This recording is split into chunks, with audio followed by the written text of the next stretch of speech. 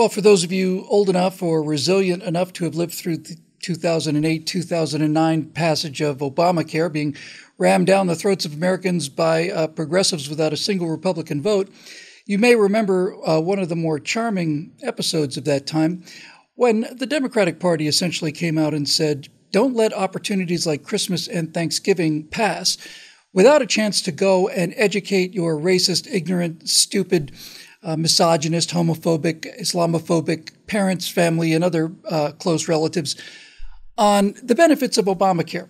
Take Thanksgiving. Take a moment at the Thanksgiving table. This is what they said to do, to enlighten them about the benefits of Obamacare. And I remember thinking, and you probably did too, what kind of person does something like that? I mean, what kind of killbot does something like that? Who shows up at a family gathering or people you see at best probably once a year and often maybe not for the last several years, loved ones, families who you may disagree with on things, who views that as an opportunity to proselytize all of them into thinking exactly the way you do based on what your superiors have told you to think? Who does it? It was inconceivable to me. I couldn't connect to it, but nevertheless, there it was, and a lot of people did it. Now, for those of you who think that that kind of insanity is a thing of the past or just a one-off, we found this charming tweet today on Instapundit. Many of us are getting vaccinated and will be seeing extended family for the first time in a long time soon. I'm with you, Sarah Jane. It'll be good. Be good to get back and see people we haven't seen for a long time. Well, I'm sorry, there's more. There will be a desire to avoid hard conversations since you've missed them. Don't do it. Start preparing now to call out your racist relatives. There are no excuses. What a charming person. I'm sure she's just absolutely delightful to date. And I'm sure having her at the Thanksgiving table, no matter what your background is just a joy. Well, our mission here at BillWhittle.com, of course, is to follow the science wherever it may lead us. And as it turns out, we just saw a report about some actual science that was actually done on people like Sarah Jane Glynn. What percentage of progressives, especially young progressive women, do you think hold these kind of problematic opinions about interpersonal relations? Do you think it's 5%? Could it be 10%? I mean, 10% of a population with a serious, emotional disorder is significant. Well, Pew Research, as I said, has done a study on that, and they found that the percentage of young liberal women that exhibit clinical signs of mental illness is actually, thank God, it's not 10%. It's 50%. 50%. And Pew didn't just discover that. They discovered something else, conveniently enough, and that was, how does this compare to moderates and conservatives? Because if 50% of young progressive women have mental disorders, emotional disorders, and conservatives have 80%, well, really a point that we would particularly want to trumpet, is it? But let's take a look at the research and see what the science is telling us. And in order to get this, we're going to go to that bastion of conservative thought, the kind of, I don't know, let's just call it the intellectual center of conservatism. I'm speaking, of course, about Evie magazine. Here's what Evie had to say. Over 50% of liberal white women under 30 have a mental health issue. Are we worried yet? ? By Elizabeth Condra. This is going to knock you to your knees, but it turns out, no, I don't think they're too worried yet. Here's what the article says. A 2020 Pew Research study reveals that over half of white liberal women have been diagnosed with a mental health condition at some point. Does this mean there's a correlation between progressive ideas and mental health? Let's just stop right there and let's go to what the actual data from the Pew Research Center shows. Now, as you can see here are three different sets of bar graphs, and they're a little bit confusing, so I'll put a little box around them. The set on the left is white liberals. The set in the middle are white moderates, and the set to the right are white conservatives. And the question is, has a doctor or other health care provider ever told you that you have a mental health condition? And this is the percentage that says yes.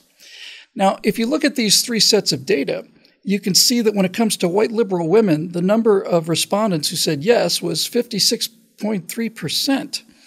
If you look at white conservative women, you see the number is 27.3%, and moderates are a little higher at 28.4%. In other words, as you can see from this chart, white progressives are significantly more prone to be diagnosed with emotional problems than white moderates, and white moderates are significantly more prone to be diagnosed than white conservatives, although not by as much of an amount. So does this mean that that the people on the opposite side of the aisle from us are crazy? Is that what this science seems to be indicating? You know, I don't want to come out and say that.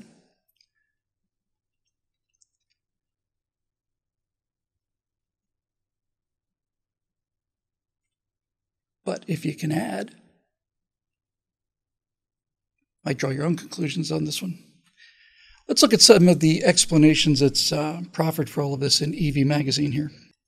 But what if what was once a cheap shot or personal insult has actually been found to bear scientific correlation between the individuals who hold progressive ideologies and an increased risk of mental illness?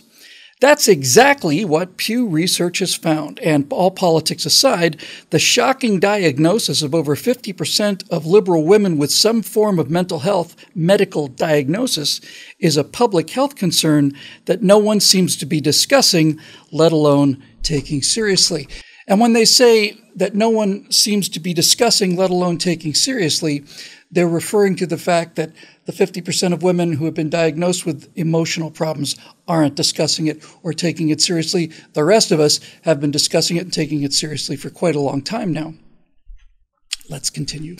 But biology and hormones aside, what about the choices we actively engage in, the behaviors we indulge, the beliefs and convictions we hold as more important than all the others? The people we spend our time with, the actions we devote our energy to, and the news we consume. Is that negatively impacting our mental health, or even more importantly, leading to medical diagnoses? And now we get to the heart of the argument, which is really the classic chicken and the egg argument. Does progressive politics make people nuts, or are crazy people drawn to progressive politics? And I'm kind of inclined to think it's the latter.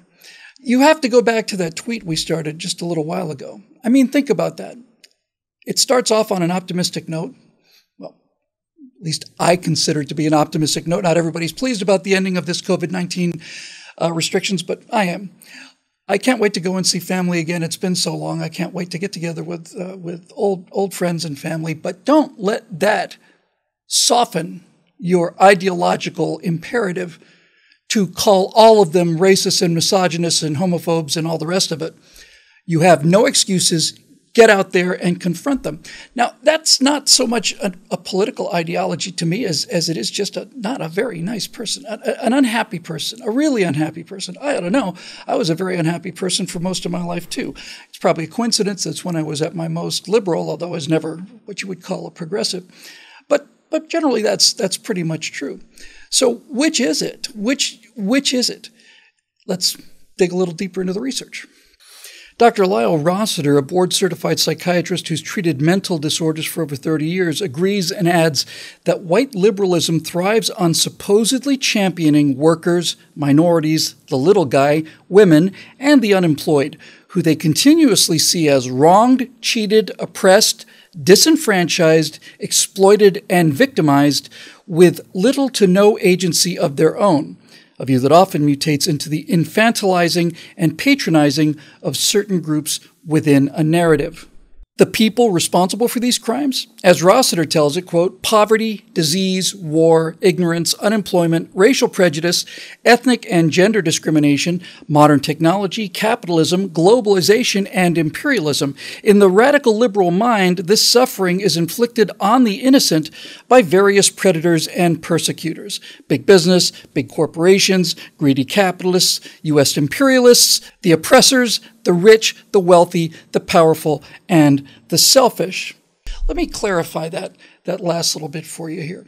That inherent in that worldview, that everybody out there the poor, homosexuals, the dispossessed, on and on and on and on and on. None of them are real people. None of them are capable of making actions or decisions on their own. None of them are capable of resisting oppression on their own. None of them are capable of rising above repression on their own. None of them are capable of doing anything but continuing to suffer until some white liberal comes along to raise them up out of their misery. And who are the oppressors in this case? Well, let's see again. It's big business, big corporations. Small distinction. Greedy capitalists, U.S. imperialists, the oppressors, the rich, the wealthy, the powerful, and the selfish. So those people are oppressing the other people, and it's up to the white liberals to stand in the way and to prevent these helpless little lambs from being taken advantage of by these rapacious wolves. And to the degree that they're not successful in doing this, this leads them to be mentally unhappy and unstable. Okay, now we get down to a brass tacks, because here's an article from April 12th by my good friend, I'm not above dropping names like this one, John Nolte. And John Nolte writes at Breitbart, and here's the headline: rural Trump voters already live in the safe, tolerant utopia leftists claim to want. And he's right. And we know this. That's why you're watching the show. We know that rural America, that America, red America, is not a land of racists and oppressors and people who are just looking for every opportunity to keep, let's just say off the top of our head, black people down. On the contrary, they're filled with people who want to see everybody rise, want to see everybody succeed. And so what the dynamic is here is, if you go into red state America, what you find is a country with no gun violence, very little crime, if any, very little, if any, racial intolerance, law and order, the ability to walk the streets at night in safety. That's red America. And if you take blue America out of red America in terms of statistics, the United States becomes essentially the safest place in the world. I covered this in one of my firewalls that I like very much, called Number One with a Bullet, which we're linking to below. Number One with a Bullet has the actual statistics. If you take progressive America out of America, if you take the statistics from progressive America, inner cities, out of America, then America is paradise. It is the safest, cleanest, most advanced, highly educated, kindest, most diverse country in the world. And now we get down to the root of the actual mental illness here. Because what's actually happening is people are driving themselves crazy by believing that a fictional enemy is creating a problem that only they can solve. But since the fictional enemy is, fictional, there is no practical way to solve this problem, which is why again and again and again and again and again and again and again and again and again, I think without exception, every time you hear about Nazi writing on a wall or anti-black graffiti on a college campus, or somebody being beaten up and harassed by Trump supporters because they're gay or black, every single time, it is a progressive acting out of frustration because the enemy that they have pinned their entire mental ill philosophy on doesn't exist. And so they have to be created. That's what we're dealing with now. We're dealing with people who are barking mad, who have decided that Trump supporters and Republicans and conservatives are the problem, when any walk into conservative America shows you precisely the opposite. This is where the diversity really is. This is where the racial harmony really is. This is where the opportunity really is. It's where the safety really is. It's where the friendliness really is. It's where the family really is. Red state America is the place you go to Thanksgiving, and if you have relatives who you disagree with, you decide not to talk about those things because we just kind of want to get along. And so when you have a philosophy that makes good people into the villains, these people drive themselves insane by trying to find the concrete examples of the villains doing villainous things, and when it doesn't happen, they have to invent evidence to prove their own theories to themselves. There is a word to describe people like this, people with this condition. It's a word that has a very clearly defined meaning. It's a medical term, and it has been removed from the psychological lexicon, probably because the people who write the psychological lexicon realize that so many of they themselves suffer from this condition. You don't hear the word anymore, but it's pretty clear, and that word is neurotic. Neurotic. What is the definition of a neurotic person? Well, let's have a look. Wikipedia says that according to C. George Borey, professor emeritus at Shippensburg University, the symptoms of neurosis may involve anxiety, sadness or depression, anger, irritability, mental confusion, low sense of self-worth, etc., behavioral symptoms such as phobic avoidance, vigilance, impulsive and compulsive acts, lethargy, etc., cognitive problems such as unpleasant or disturbing thoughts, repetition of thoughts and obsession, habitual fantasizing, negativity and cynicism, etc. Interpersonally, neurosis involves dependency, aggressiveness, perfectionism, schizoid isolation, socioculturally inappropriate behaviors, etc. In other words, neurotic people have personality deficiencies that they elevate into heroic qualities, and you heard some of them there. There are some very, very fine psychologists out there, and I ought to know because I've been to a few of them. But ultimately, when it's all said and done, the best cure for this kind of neurotic, obsessive behavior that the left increasingly exhibits would be to take them one by one and put them out into Red America for a couple months. Just take them away from the echo chamber, take them away from the evidence of violence and lawlessness and hatred that they've generated in their own cities with Democratic politicians that go back for 100 years in most cases in major cities, something like that. Take them away from all of that. Take them out into the woods, get them some fresh air, some homemade dinners, sit around a table with a family, talk about things other than politics, realize that there are real people with real problems and good people out there who may disagree with you about certain things, expose them to different opinions, and most of all, expose them to that kind of kindness and lack of judgment that you often usually find, in conservative families all across this country. If you were to do that, it probably wouldn't have any effect on these people at all.